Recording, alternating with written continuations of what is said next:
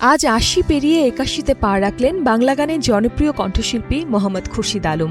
বয়স বাড়লেও গানের প্রতি তার ভালোবাসা আর প্রাণচাঞ্চল্যে এতটুকু ভাটা পড়েনি।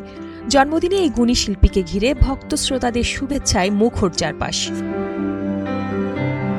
১৯৪৬ সালের ১ আগস্ট জয়পুরহাটে জন্ম খুরশিদ আলমের। মাত্র ৩ বছর বয়সে পরিবারের সঙ্গে ঢাকায় চলে আসেন তিনি। চাচা ডাক্তার আবু হায়দার সাজ্জাদুর রহমানের কাছে গানের হাতেখড়ি। শুরুতে রবীন্দ্রসঙ্গীত দিয়ে সঙ্গীত চর্চা করলেও পরে আধুনিক গানে মন দেন। ১৯৬৯ সালে আগন্তুক সিনেমার বন্দি পাখির মতো গান দিয়ে চলচ্চিত্রে তার অভিষেক। এরপর ৫ শতাধিক গানে কণ্ঠ দিয়েছেন তিনি। চুরি করেছ আমার মনটা, ধীরে ধীরে চল ঘোড়া, বন্ধু তোর বরাত নিয়ে, আমি যাব, আজকে না হয় ভালোবাসো, আর কোনোদিন নয়, ও চোখে চোখ পড়েছে যখনই, চুমকি চলেছে একা পথে সহ অসংখ্য জনপ্রিয় গান উপহার দিয়েছেন এই শিল্পী। সুস্থ জীবন,